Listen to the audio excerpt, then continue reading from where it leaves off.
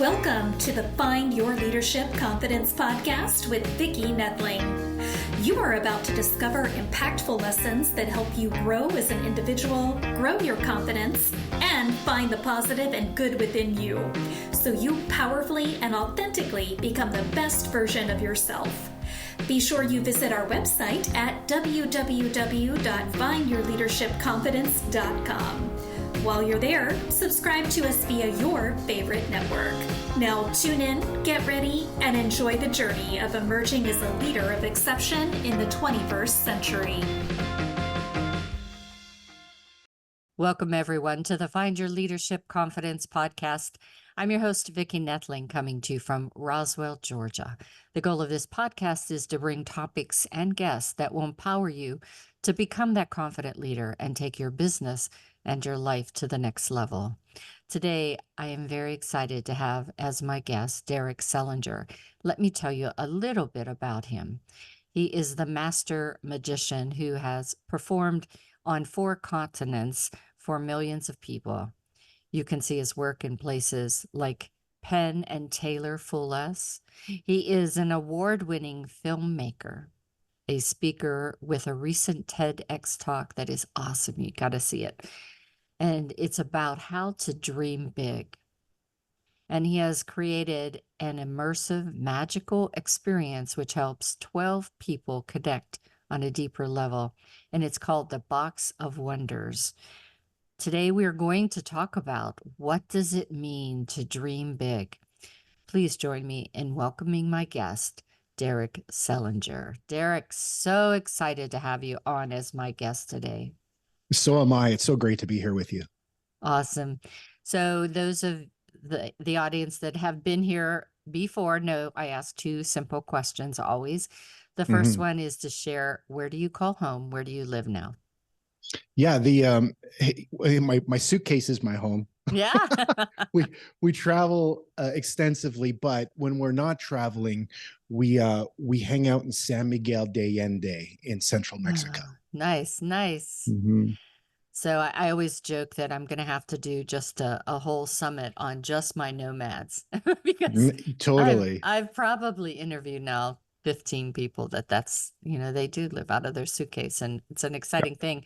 I always say that I would love to do that, except I have 2 grandbabies, or grandboys now, 5 and 9. Blessed be the ties. I know, and it's like, I just, unless I can take them with me, I don't know if I could be gone a long time, but. Totally.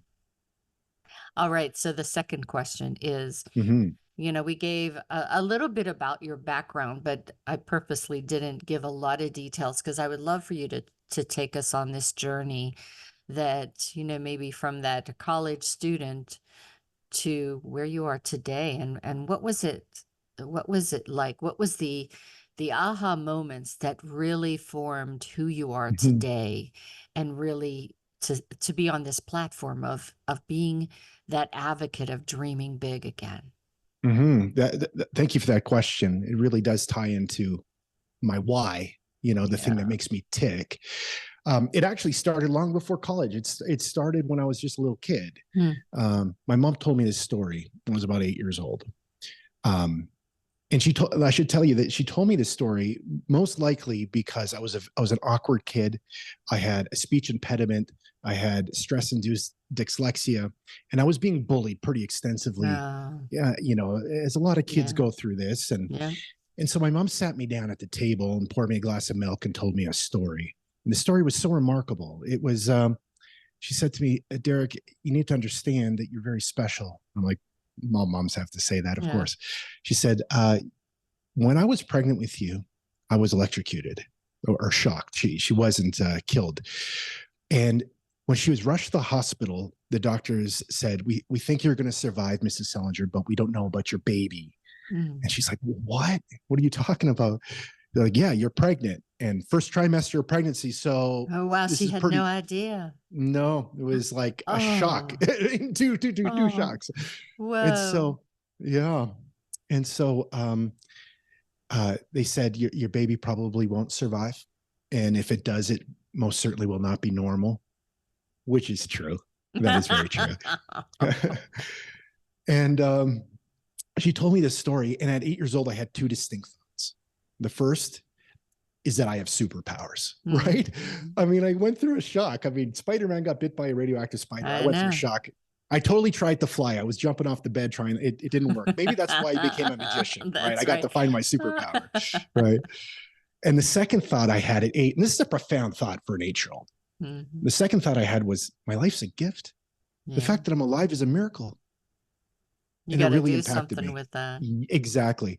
And you know what? I hope that nobody in your audience was shocked in vitro. But the same fact is true for all of us. Our lives are a gift. The fact that we're alive is brilliant. It's amazing. It's miraculous. And we get the opportunity to make the most out of it. Mm-hmm. So all the way through my adolescence, I was looking for that thing. Like, what's the thing? What's the thing that I want to do? Mm-hmm. And I tried so many things. I sampled so many things and nothing really stuck. And I had big dreams that failed. Yeah. I wanted to be in sports. That didn't work out.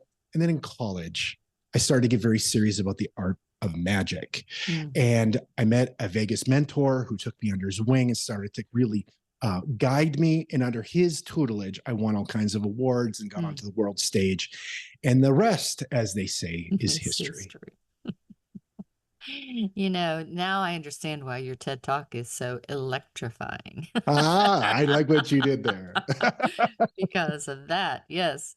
So, you know, we touched on a little bit, but how do you actually dream big? I think people have lost understanding how to do that. They just have to be also practical and logical and everything. And daydreaming, if you will, is just for kids.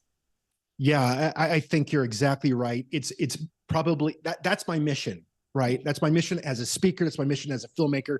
And even in my performance work as a magician, my performance is all about trying to encourage people to connect to their memories and each other and dream again. So I so agree with you. I think there's a couple of reasons why we've had our dreams kicked out of us. One of them you touched on, and that is practicality. Like we don't got time to dream, right? Because we gotta pay bills and we got things we got to do. And by the time we do the stuff we got to do, we got no more energy for any type of, dreams. And I'm here to say that if you look at it different and you apply a system, you can dream effectively. It is possible. You can do this. The second reason I think we stopped dreaming is because we tried once and it didn't work. We had a dream and we were told by the motivational speaker in high school, dream and you can do it and dream big and rah, rah. And we were like, okay, I'm going to believe this. And we do the thing and we fail. And then we're like, oh my gosh, dreaming's for everybody else, but not for me. It's for the superstars on award shows. It's not for little old me and my little old town or little old city with my little old life. And we minimize ourselves and we think that for some reason it won't work for us because we failed once. And that failure, it is painful. Yeah, we didn't like that. No. And we don't want to feel that again because it's not very much fun, right? But the thing I said in my TED Talk, and I'll repeat again here, it's not never give up on your dream because some dreams die. It's never give up on dreaming, never give up on the process. Stay involved in the process because yes, it's about the destination of the dream. It's about where you want to go, but it's also about who you become on the journey. That is as much of a reward as getting to the spot, so like first and foremost, I hope you listening might feel a bit of that electricity of, maybe I can dream again. So just start. And how do you start? That's kind of the question that you asked me and I'm getting to. You start by asking a question. And the question is very, very simple. The question is, what if? What if I? And literally write down the question and start filling in, letting your imagination and your heart just bubble out ideas, just brainstorm ideas. What if I? And just list it. What you need to look for here are the things that fire you up, that make you so excited that you can't sleep. And this is the real secret. The secret that nobody tells you You've got to play at it. And I know that's what you're about, Victoria, because you just said it when we started, that you got to go back to your 4-year-old self to be a good speaker. And I think that's true about it being a good dreamer, that you need to go back to that essence of what it means to be human, which is to play, to have fun with ideas. Now, what this means is you think up dreams and you do not analyze them immediately, right? You don't start with your, because we're taught to be analytical. Let's be practical, get your head out of the clouds, get your feet on the ground, and, being a magician ain't going to pay the bills. Oh, bet you heard that. Oh yeah, you bet. And are you still doing that? And how's guess that what? going for you? Yeah, pretty good. Yeah, Pretty good. And it wasn't easy. I'm not saying it was easy. I'm not saying, oh yeah, I decided to be a magician and poof, I had success. No, man, I ate Kraft macaroni and cheese for many years until we got the wheels going. I paid my dues. Yeah. But if you just allow your imagination to flow and put that down and spend time ruminating on what you think the dream will be, you can then move to analyzing it later. Don't analyze in the moment. Just let yourself be that kid again and dream. Yeah. I love that you talk about what if, as a past project manager, a lot of what I had to do in the beginning of a project was ask that question over and over to people. What if, and it's not, whenever you think of things where you can get out of that practicality is, so what if it does fail? Yep. What's the consequence of it? Am I going to go to jail? Am I going to die? Is the company going to close? Or am I going to have a good experience, learn more, be able to maybe find other ways to tweak it? And so I love that you talk about just like ruminating on it for a while. Whenever I retired in 2018, I thought, I'm just going to travel. I'm going to play with my grandson, and I'm, going to do some visit friends. And I did that for 2 years. And then I thought, God gave me gifts. And there are so many people that I had met and ran into, especially during COVID, that I thought, yeah, geez, I can help people. Why should I not do something? And so my what is, well, what if I start a business? What's that going to look like? Am I going to be able to do it? And granted, I had a little bit of less scariness because I had my retirement, but still it was like, my husband, who'd been retired for a while, was like, well, what are you doing? Yeah. Well, you're spending time, right? I know. That's a commodity. And it's like, well, what are we doing? But everything that I have done since that 2021 has been an adventure. And this podcast that I have is one of those things. But I just continually ask, what if I do this? What could be the outcome? But more importantly, what if I don't? Yeah, the antithesis question, and let me just speaking to that antithesis question. There is a dark side to dreaming too. The nightmare scenario where you ruminate on the negatives of what if when it comes to your dream. So let's say you come up with a dream, and it's like, well, and you start getting really concerned about, well, what if I failed? What will people think? And you go down this negative spiral. The easiest way to deal with that negative spiral is to think about, when your kids or grandkids, when they're having a nightmare, what do? You go wake them up. You wake them up, and what do you say to them? It's going to be okay. It's going to be okay. Yeah. Listen, there is bad stuff that can happen in the journey of life, but we focus on what we want to happen. We focus on where we want to go. And when we encounter the obstacles, if we have a good process and good people, and we do this consistently, you will overcome the obstacles and you will get to your destinations. So this next question, I'd love to ask, because being in my mid-60s, I was fortunate enough to see the development of new technology, computers introduced, a fax machine, all these things. And so I am embracing AI with all my heart because I just see it as just a wonderful tool. So I love that this next question is how can AI enhance our creativity? Because I say Hmm. this all the time. So I'd love to hear your thoughts on that. Hmm.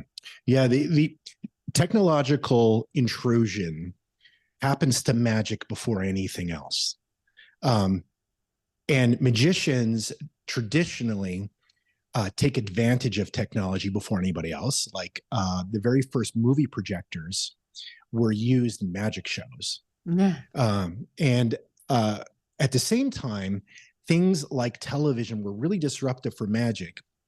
At first, it looked like we could display magic on television, but we had trust issues, right? It's like, well, you could do funny things on television. And then we had the masked magician in the 90s who came out and started exposing magic tricks.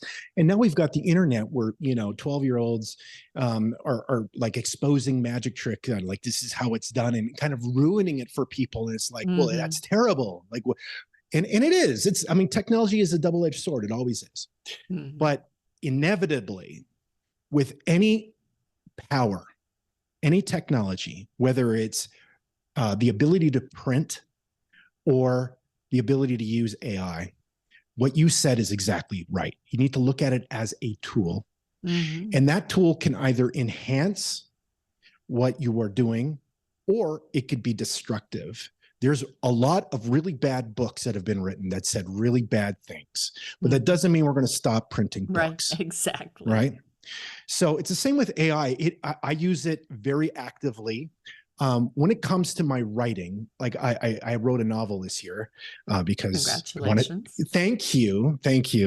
It was a labor of love, and not one word of that is AI. It's all me, because that's what that creative endeavor requires. However, when I'm writing copy, I use AI a lot because getting that wording right, it's just the iterative process is so heavy. I use AI a lot in some of my social media stuff that's kind of off brand. And it's, I've got a couple faceless things that I run, and I use AI imagery a ton there. I use AI in creating some of my marketing imagery that synthesizes true photographs with an enhancement. And it's because I could get design work done now by myself at a click of a button that used to cost me literally thousands of dollars. Well, and right? plus hours of time. Oh yeah. Yeah. That's what amazes me. Yes. It's really lowered a lot of barriers. Right. And so absolutely, we need to learn the tools in the same way that we learned to use calculators and not abacus, right? Yeah, because it's exactly more efficient and it allows us to do what we really want to do, which is be creative, which is run a business, which is connect with people deeper. Now, the antithesis of this is it's all leading someplace. And where is it leading? And as long as you have this, I think as long as you have this thought clear in your mind, you're not going to get put off the track by AI. And that thought is the goal of it all is to connect with other human beings. Yeah. We're not trying to create processes that machines talk to machines. No, we want to be with each other. Right. So as long as you have that deep passion and goal at the center of what you're doing, then AI will be a tool that enhances that and allows you to be more present for your audience, whoever that is. And I love how, it really does, as I always say, that it enlightens you. It creates more of almost a spark of creativity. Because I can have, questions and social media posts, and that's the same message that I want to put out, but you don't want to say the same thing over and over and over again. Right. And you have different audiences. So I could spend hours thinking, okay, well, for this audience, how should I say my main message so that they clearly get it? And I could waste hours, days. I could pay somebody and they could waste hours and days. Or in 20 seconds, I can get 15 different things that I can look at it and think. And as I said, become a spark and think, oh, I didn't think of it that way. And so I truly, as I said, I truly think it's a tool to make us more innovative and creative. I love that perspective. In fact, this idea of what if, a great exercise would be to take your what if. So I'll use you as an example. What if I started a podcast, right? And start having a conversation with this virtual assistant known as AI, whichever one that you prefer, and have it ask you questions about your podcast. Tell, like, you could train the algorithm and say to it, I want you to help me make the best podcast possible, right? This is my dream. And you could have a conversation with this thing about your dream. You could literally plug your what if into AI and allow it to, as you said, spark ideas, because ultimately that's what you want. You want the creative spark. So why not use the technology available to you? Absolutely. So what is the secret to the wisdom in this new technology world? Because, you know, it's going to continue to change. There's every day new things going to come up. So, you know, how can we be more, I guess, feel more comfortable in embracing it, but also cautionary, in some sense, but you know, I don't think we're going to have a how. Yeah. No, I think that is a very profound question. You know, we, as human beings, when it comes to technological adaptation, we're really bad at limiting ourselves. Yeah. We run headlong into things and like, and because it's magic. Like AI it's like, what? This is crazy. I put in an idea and it spits out a song and the song sounds good. You know, it's not garbage. And so a great metaphor that I actually made a short film about this is The Sorcerer's Apprentice. Disney's The Sorcerer's Apprentice. Remember Mickey Mouse? Oh, yeah. And there was the big wise wizard in Fantasia, and the wizard's using magic to create these apparitions, these butterflies out of smoke. That's AI. That's what we're watching. And so when the wizard goes to bed, Mickey puts on his hat and starts using AI to do his chores, right?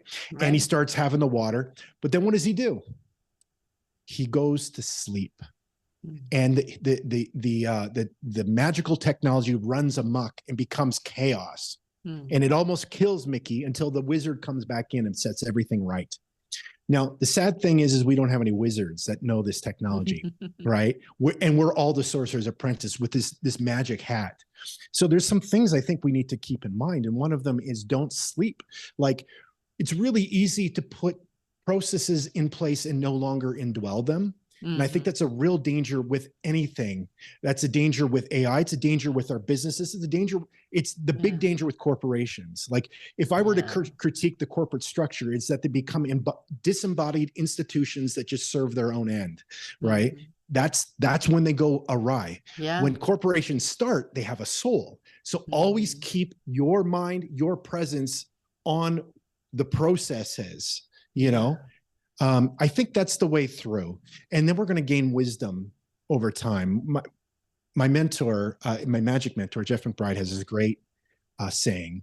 He said, we're no longer in the information age because all information is at our fingertips.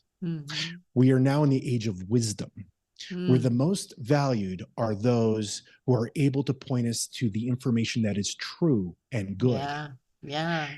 And guess what? When AI can help, but people are tuning into your podcast because they trust you. You are the wizard that is curating content intentionally for an audience. That I think is the secret. And you're doing it. You're doing it in real time. You know, and one of the reasons why I do both leadership and public speaking is that I've come across people that, you know, started their business, solopreneurs, entrepreneurs, small business owners, and they are the heart and soul. And you know, you have to keep on reminding them that your product is not what the customers are buying. Your service is not what they're buying you. And if you are afraid to put your authentic self out there and talk about what your product and service is, then people aren't going to be resonating with it. But if you go out and I resonate with you, I'm going to start to trust you. I'm going to like you, and I'm going to buy your service or your product. That's right. And so don't be afraid to get in front of the camera to talk about who you are and what you have. The human advantage is going to be the advantage, because we're all going to learn these tools. They're not going away. And pretty soon it's going to level the playing field so much that we could all produce pretty good stuff. Now, what is the thing that's going to set you apart? In my opinion, it is you. It is who you are, what you bring to the table. And if I were, I would highly recommend continuing to learn analog skills, because they're going to get lost. There's going to be a day where people that can actually paint, like actually physically paint, are going to be highly valued, because it'll be a lost art, Yeah. That's mostly why I work with the kids too, as well as adults, because I recognize that some of the adults that come to me have a lot of baggage that they kept from times when they were kids. And I just think if I can give them the tools at 9 and 10 and 15 and 17, when all those wonderful things happen when you go through the middle school and teenage years, then we as adults will have stronger adults coming forward. And Love it. and that's again why I encourage them to dream big. Yes. And to keep that, as we talked earlier about, that 4-year-old mindset. So what is the secret to managing risk when you're chasing dreams? I love it. This is so helpful for me. I'm writing a book about this stuff. Awesome. And working through some of these things, and risk is a big one, right? Yeah. Because if you risk too much too early in the pursuit of a dream, you will burn yourself out, and really what it is it's keeping in perspective the vision and dream separate from the goals. Yeah. Okay. So the vision and the dream is the big idea. We move from that and we analyze what, we ask why and what and when and where and how. Once we have done that, we then move to realizing your dream. Now, how you realize it is with goals. What a goal is a target in front of you that you can hit in service of the big vision. Right.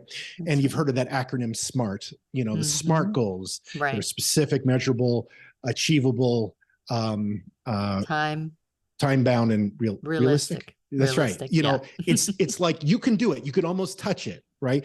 What we do often with a dream is like we have this dream, like I'll use a building analogy. We want to build a mansion. That's the dream. We're going to build a mansion. And so we get to okay, what's our goal? Our goal is to build the mansion.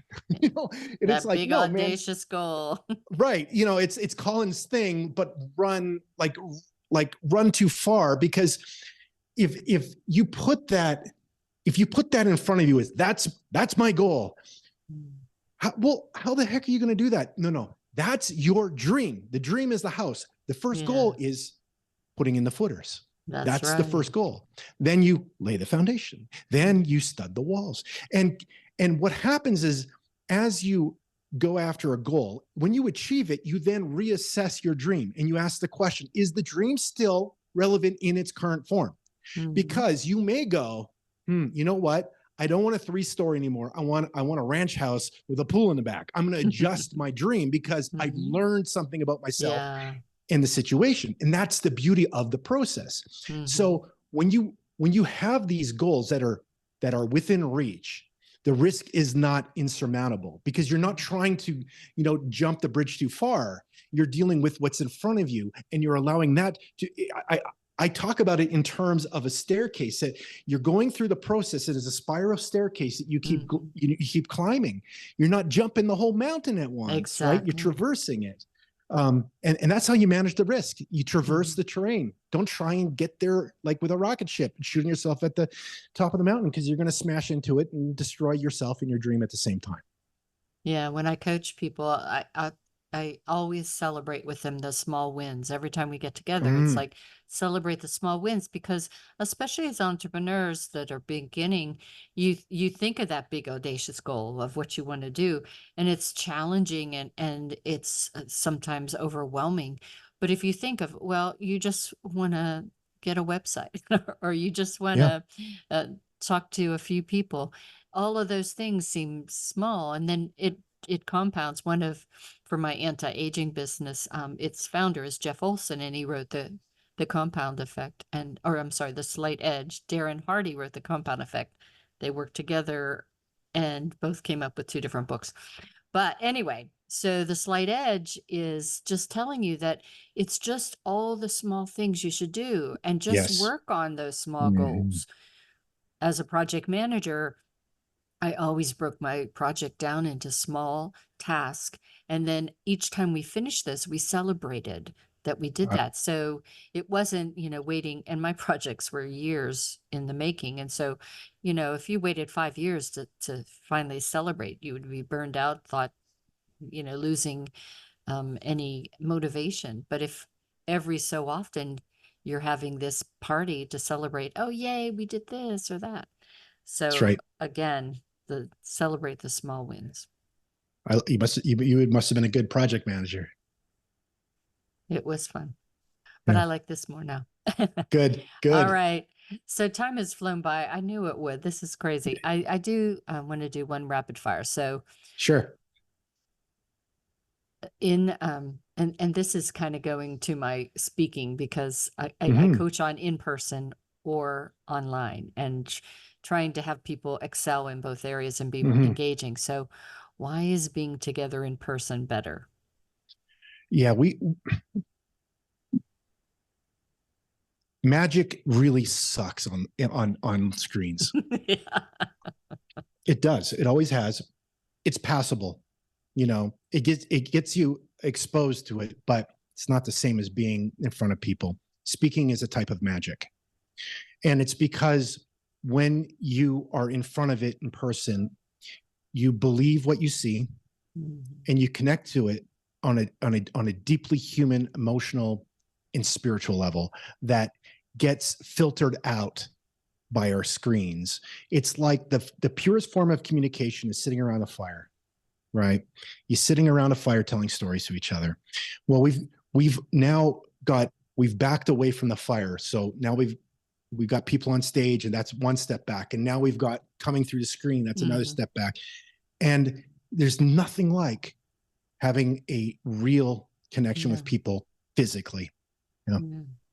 I have to say, and again, I believe that this online and in person is not going to go anywhere. No. But I have to say that as a speaker, when I'm doing a motivational or a persuasive kind of talk, being in front of that audience and seeing the impact of your words on their faces, and you always want your audience to feel something. Yes.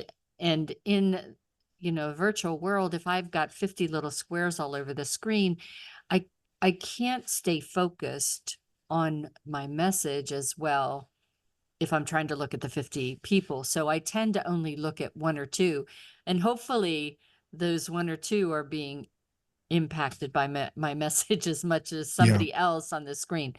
But that's why I love in person is to know that I have moved you sometimes to tears or the smiles on their faces whenever my story becomes their story. I love that. Yeah. I mean, technology is, these screens, like you and I could talk from thousands of miles away. I talk to my parents every single day. I talk to them, and I'm so blessed to be able to do that. So I'm appreciative, but still there's nothing like being in front of people, really. Yeah.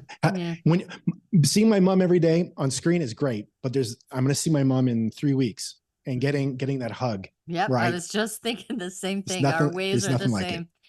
Yeah. Yeah. I'm going to see my dad and mom next month, and it's the Awesome. same kind of thing.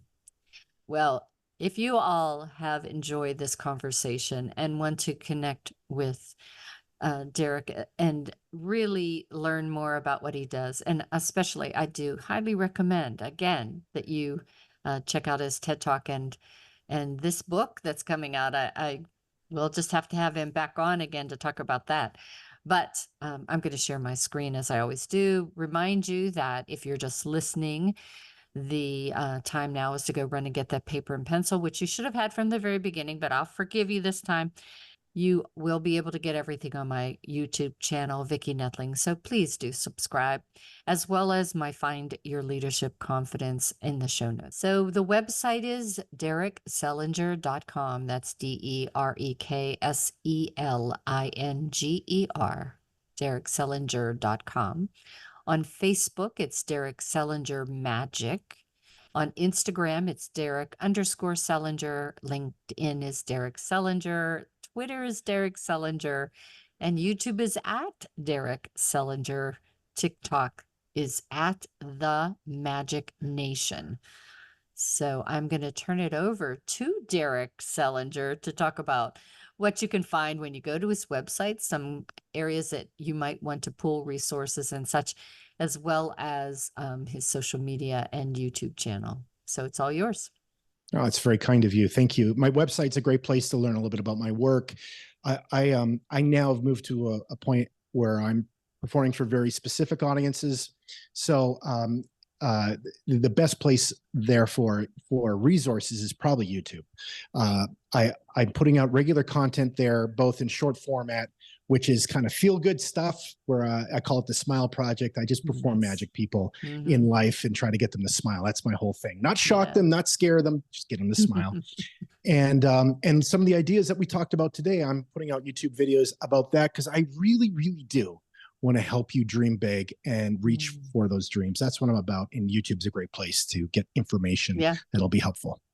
Awesome. Well, Derek, it just was wonderful. I could talk to you for hours and hours, and same. Hopefully our paths will go in that we can see each other in person sometime. But as always, I thank you for being such an awesome guest. Thank you for having me. It's been great. And as always, I remind everyone that life is a journey, and it's up to you to enjoy the ride. This is Vicki Noethling signing off. Thank you for tuning into the Find Your Leadership Confidence podcast with Vicki Noethling, where we share impactful lessons that help you grow as an individual, grow your confidence, and find the positive and good within you so you powerfully and authentically become the best version of yourself.